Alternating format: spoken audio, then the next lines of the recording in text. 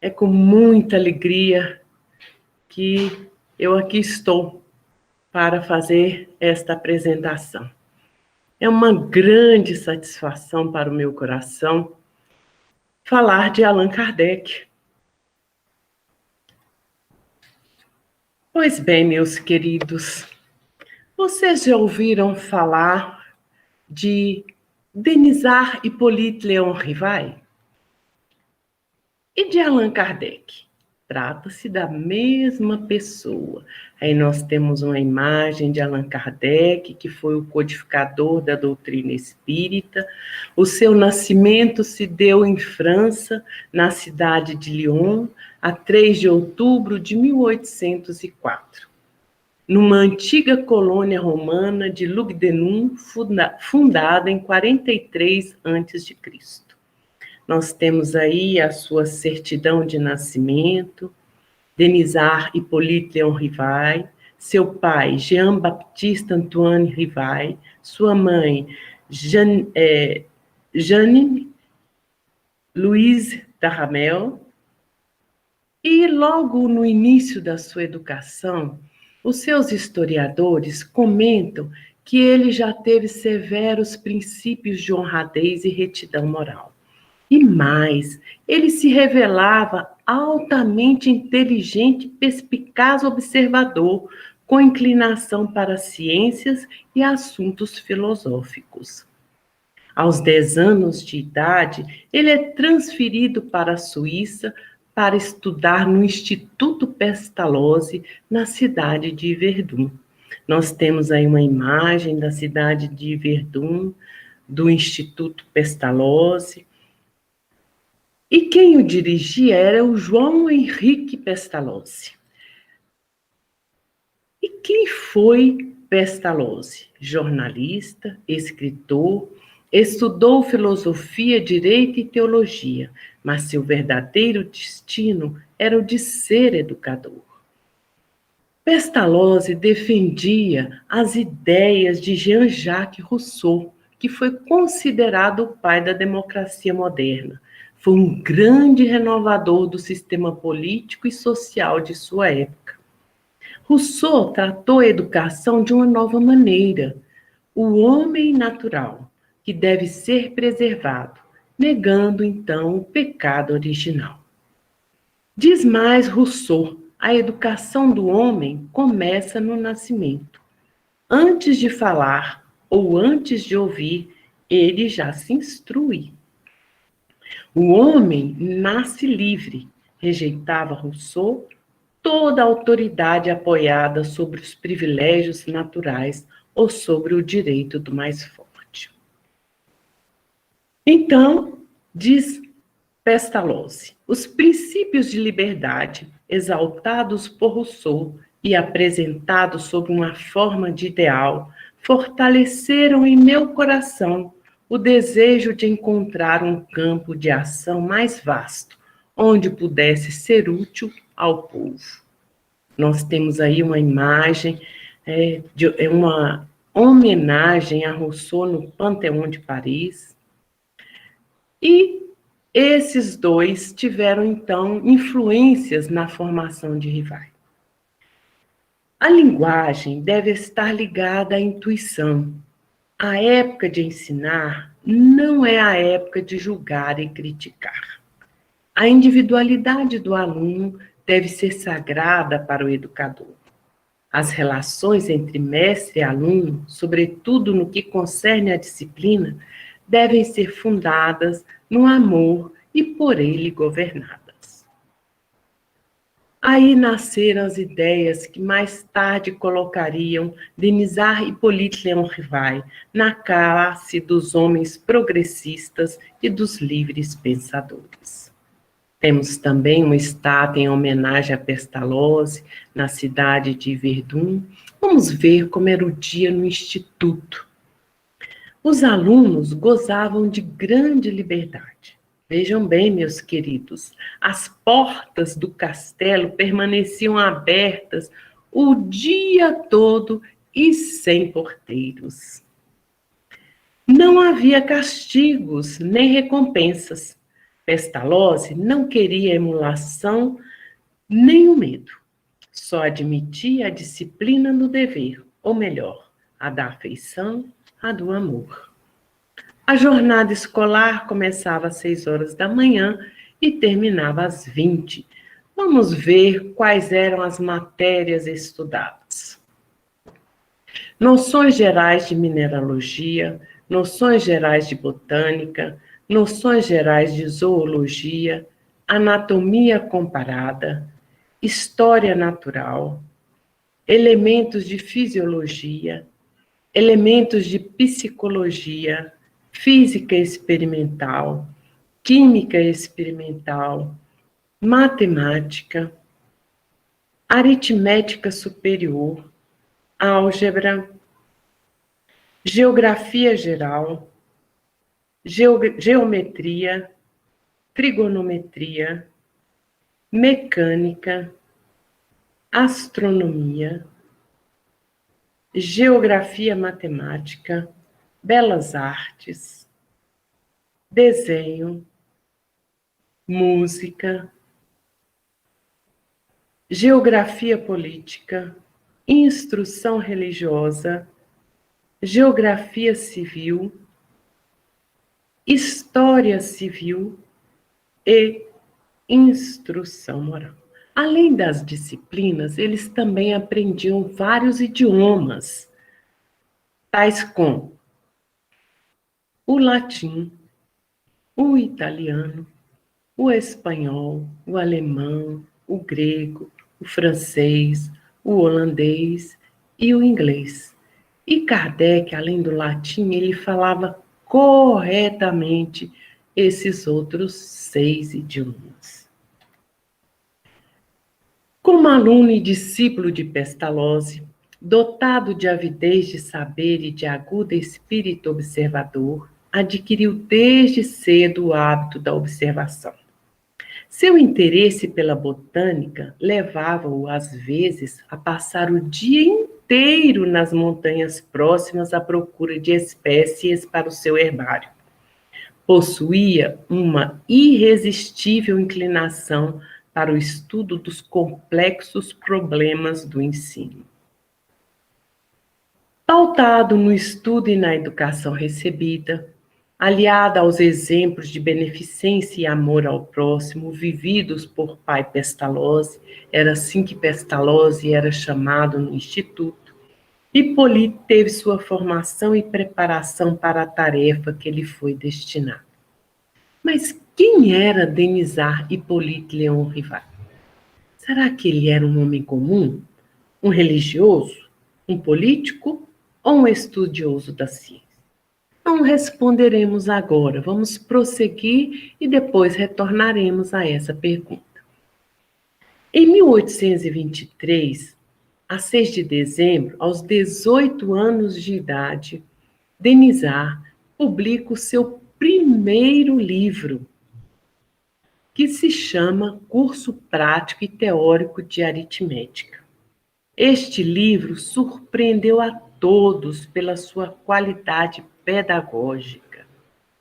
Em 1824, esta obra teve 2 edições esgotadas. E o que é mais interessante, meus amigos, ela foi publicada durante 53 anos, até o ano de 1876. Mas qual o motivo desse grande sucesso? Veja bem o motivo. Eram os princípios que Rivai aplicava. E a gente verificará alguns deles. Cultivar o espírito natural de observação das crianças, dirigindo-lhes a atenção para os objetos que as cercam. Cultivar a inteligência, observando um comportamento que habilite a descobrir por si mesmo as regras.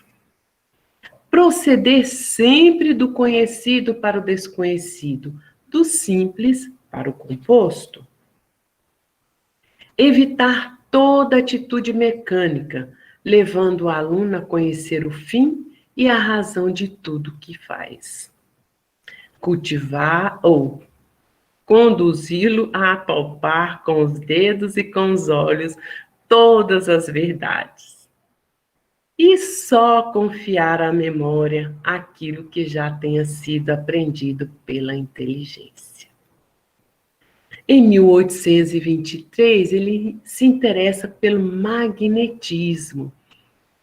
E Mesmer foi considerado o pai do magnetismo. Ele era um médico austríaco e ele afirmava, então, que todo ser vivo seria dotado de um fluido magnético capaz de se transmitir a outros indivíduos, estabelecendo-se assim influências psicossomáticas recíprocas, inclusive com fins terapêuticos.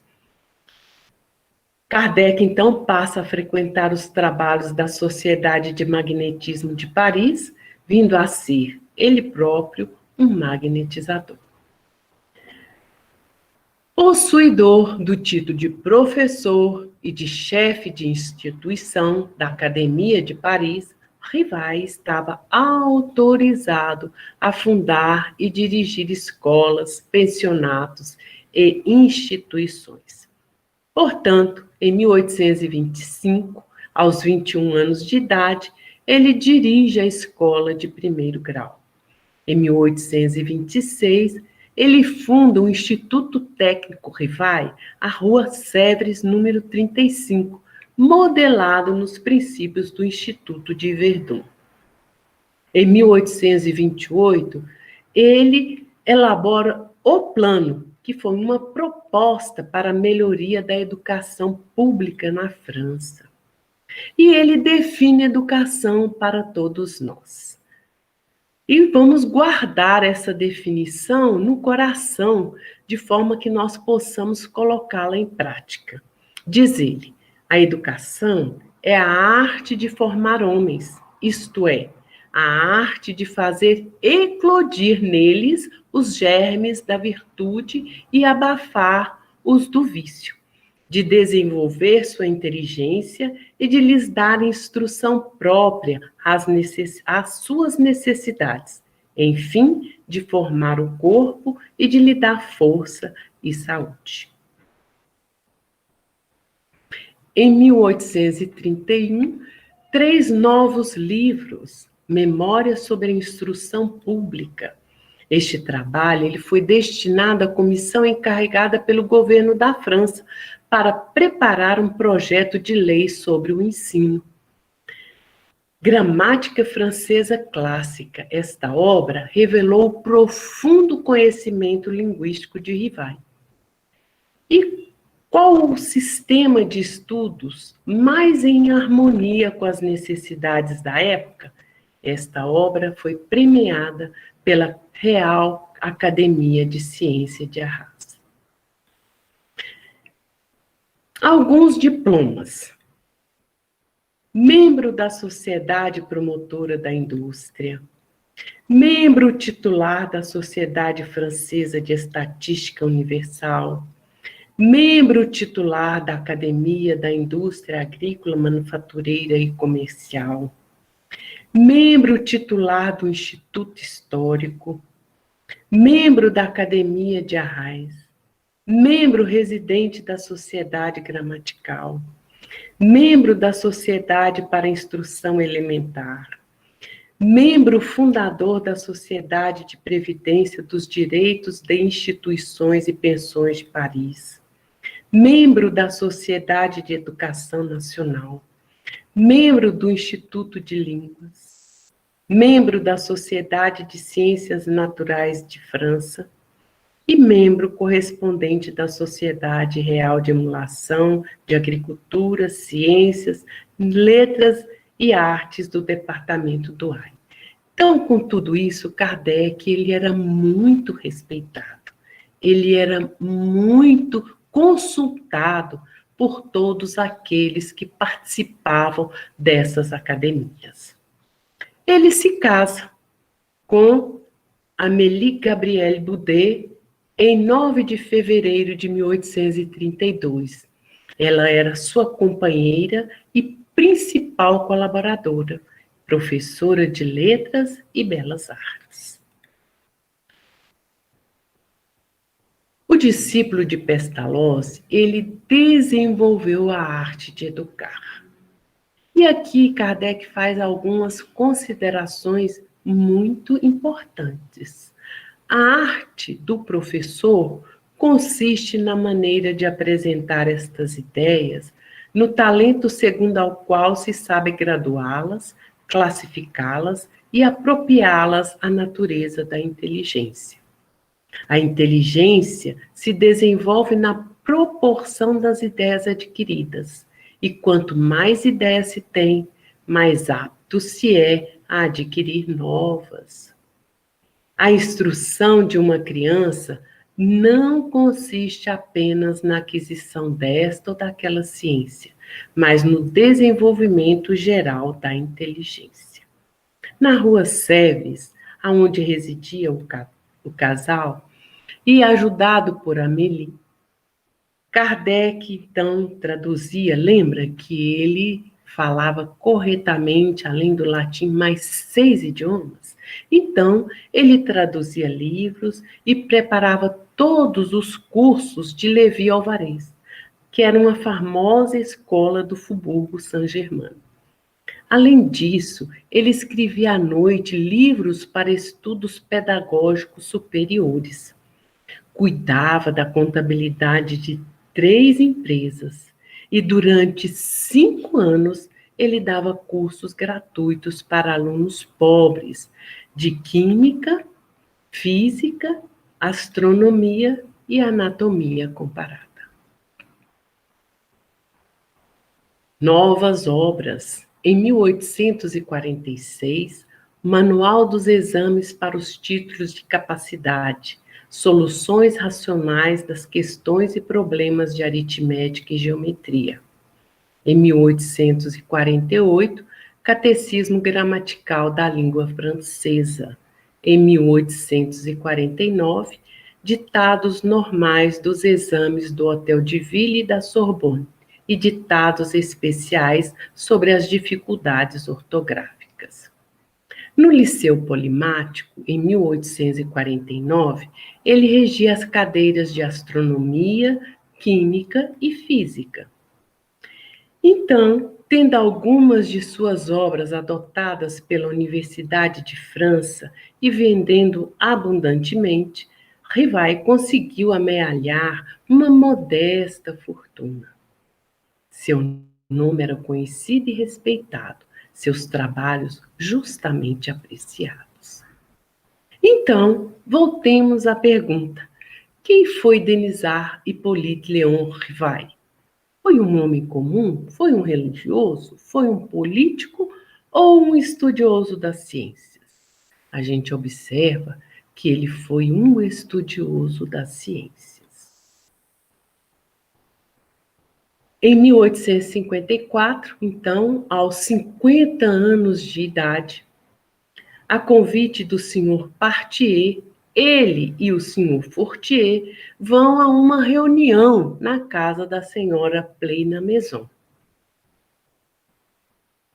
Comenta Kardec: foi aí que presenciei o fenômeno das mesas que giravam, saltavam e corriam em condições que não deixavam qualquer dúvida.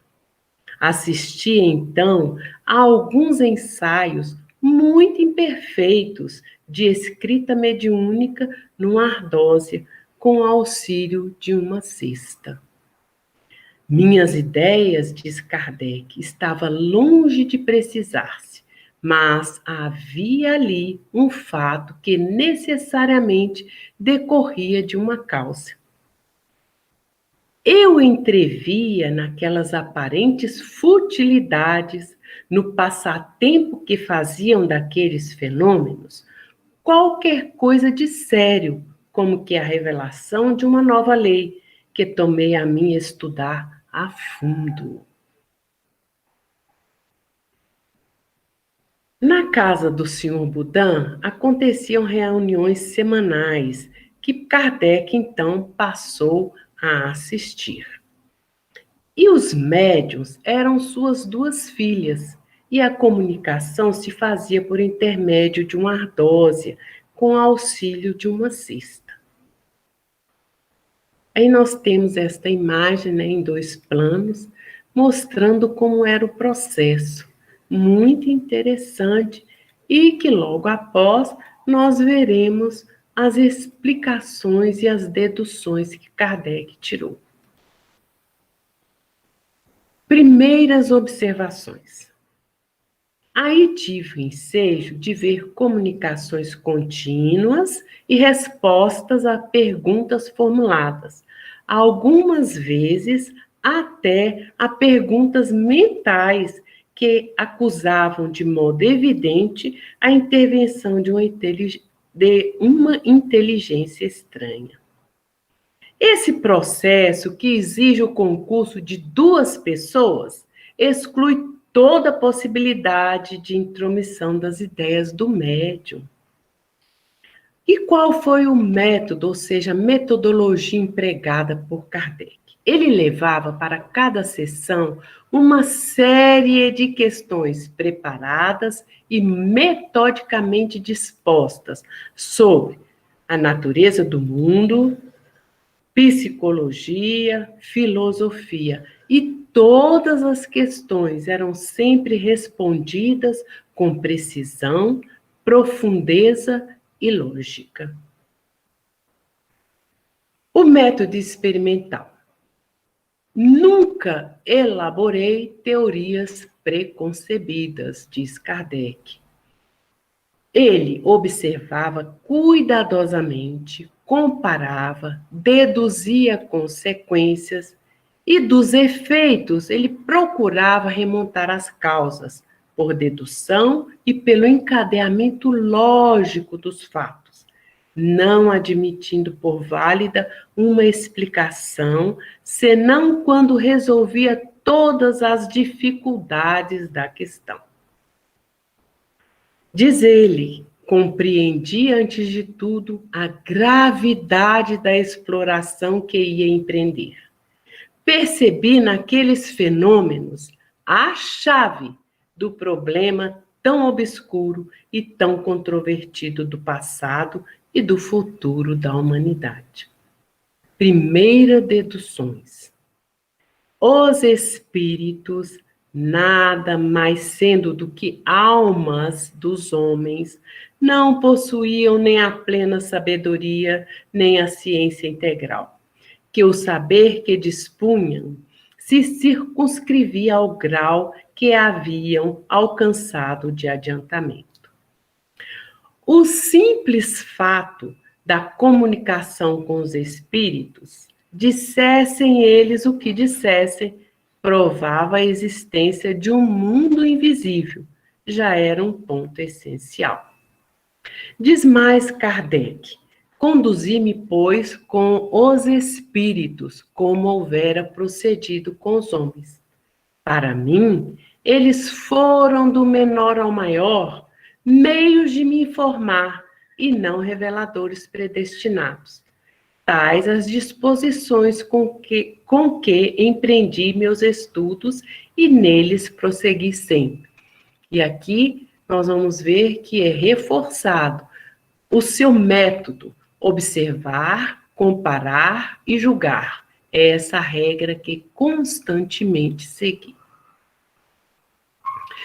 Muitos verificarão que na obra muito em especial, o Evangelho segundo o Espiritismo, aparecem muitas comunicações do Espírito de verdade.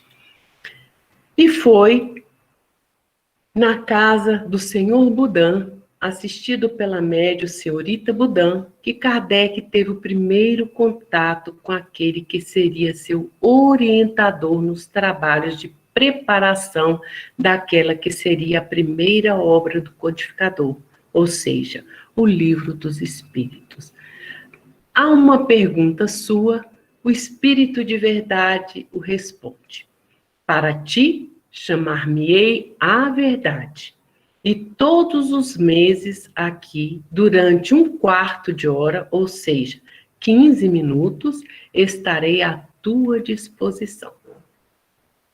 O estudo foi a base do Livro dos Espíritos. No ano de 1856, então, ele passa a frequentar as reuniões na casa do senhor Rustam e recolhe nestas reuniões importante material oriundo das comunicações recebidas pela médium senhorita Jafé. Kardec, então, monta uma equipe de trabalho sob a supervisão e tutela do seu protetor, Espírito Verdade. Com o auxílio de 10 médiuns, ele ordena e classifica 50 cadernos de comunicações recebidos em reuniões em várias cidades da Europa. Vamos lembrar aqui que naquela época não tinham os meios de comunicações que temos hoje. E ele conclui, então, que, em grande parte, o seu trabalho tinha proporções de um livro.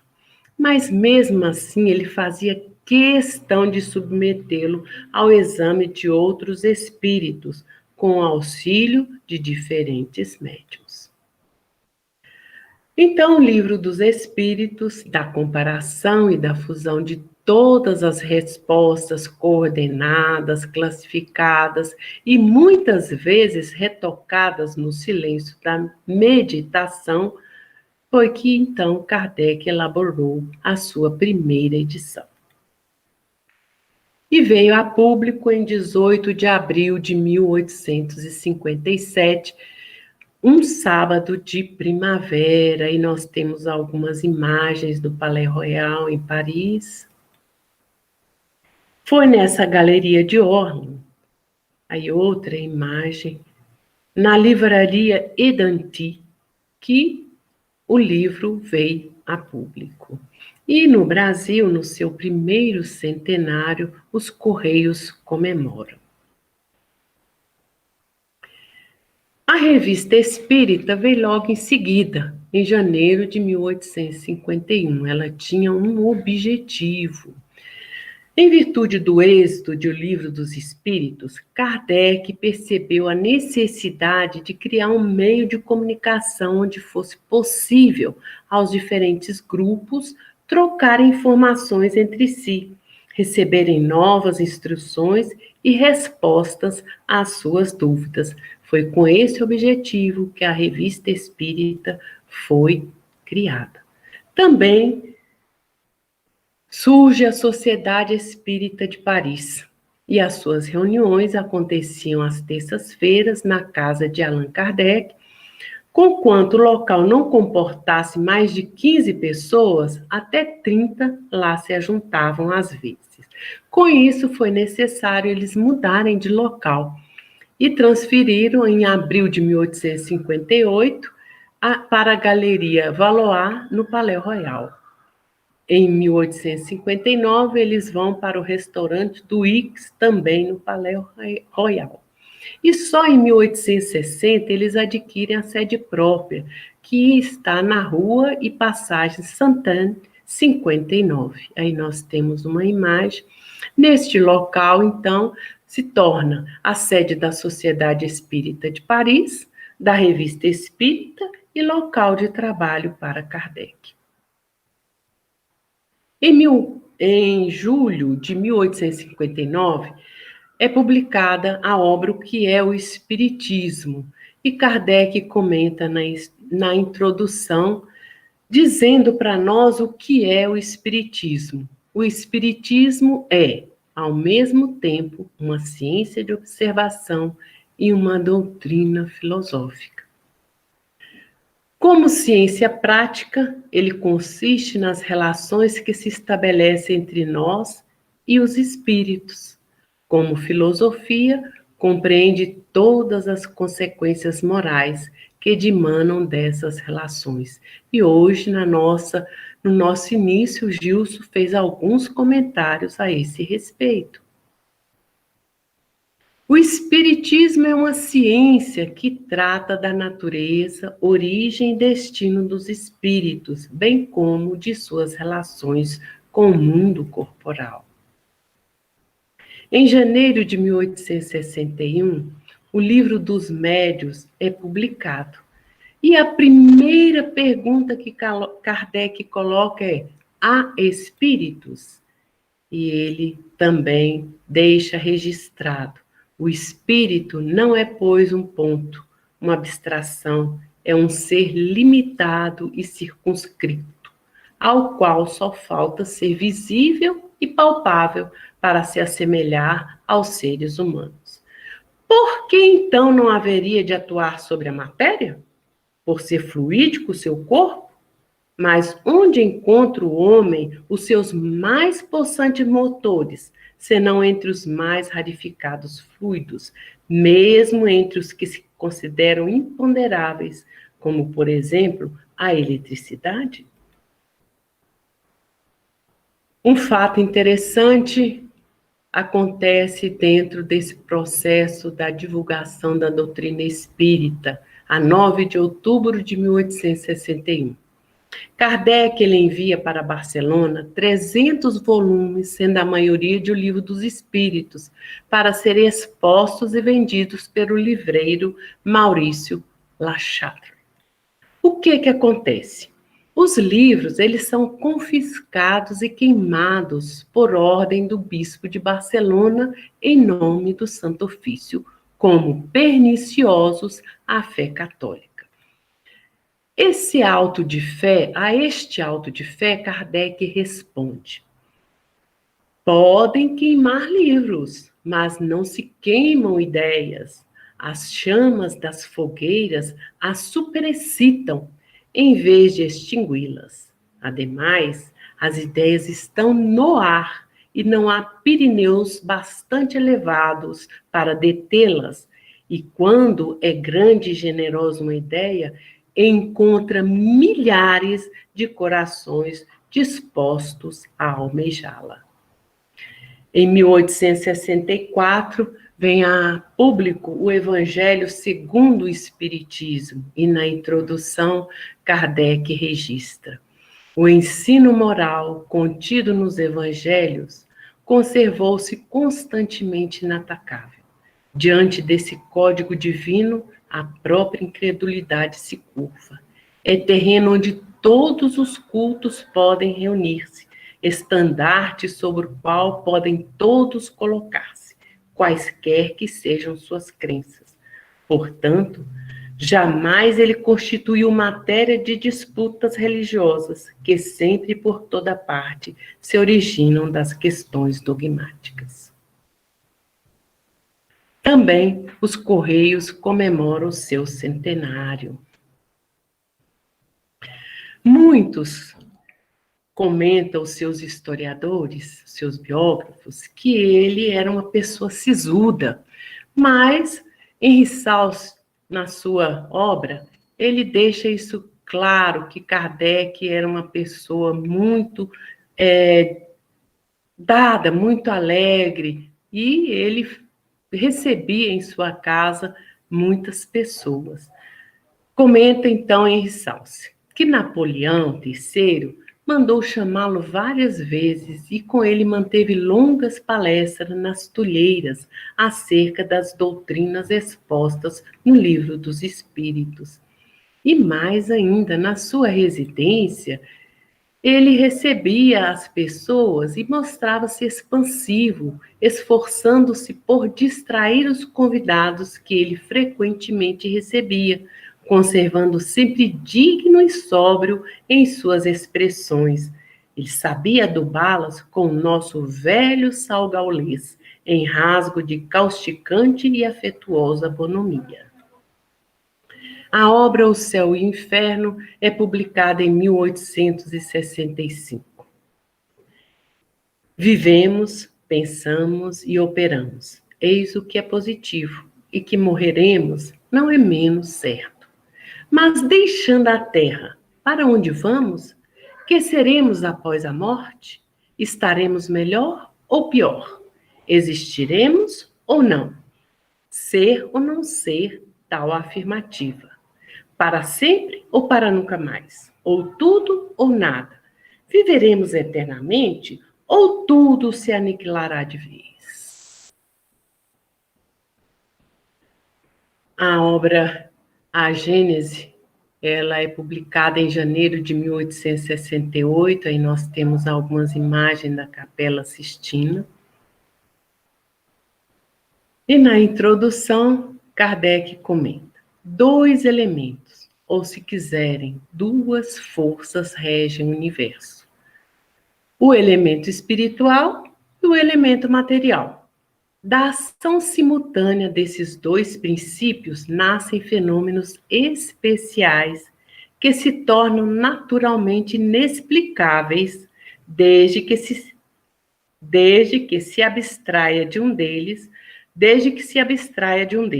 do mesmo modo que a formação de água seria inexplicável se abstraísse de um de seus elementos constituintes, o oxigênio e o hidrogênio.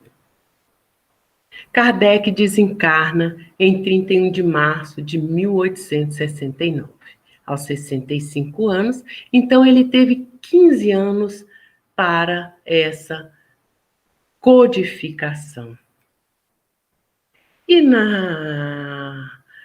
E a sua morte se deu numa manhã, entre 11 e 12 horas, subitamente, ao entregar o número da Revista Espírita a um caixeiro de livraria que acabava de comprar. Ele se curvou sobre si mesmo, sem proferir uma única palavra. Estava morto. E as imagens que nós veremos são do cemitério de Père Lachaise, em Paris, onde os seus despojos foram transferidos do cemitério Montmartre em março de 1870. Algumas imagens do cemitério Père Lachaise. Aí nós temos o túmulo de Kardec, tem este escrito que quer dizer nascer, morrer, renascer, ainda e progredir sempre. Tal é a lei. Algumas outras imagens. E agora serão trechos do discurso pronunciado junto ao túmulo de Allan Kardec por Camille Flammarion. Veja bem o que Camille Flammarion fala. Tomba o corpo, a alma permanece e retorna ao espaço. Encontrar-nos-emos num mundo bem melhor e no céu imenso onde usaremos das nossas mais preciosas faculdades, onde continuaremos estudos para cujo desenvolvimento a terra é teatro por demais acanhado. É-nos mais grato saber desta verdade do que acreditar que jazes todo inteiro neste cadáver e que tua alma se haja aniquilado com a cessação do funcionamento de um órgão. A imortalidade é a luz da vida, como este refulgente sol é a luz da natureza. Nós encerramos aqui a nossa apresentação, mas antes trazemos novas reflexões de Rivai. A educação é a obra de minha vida e todos os meus instantes são empregados em meditar sobre esta matéria. Feliz quando encontro algum meio novo ou quando descubro novas verdades. E aí nós temos a bibliografia que foi trabalhada nesta apresentação.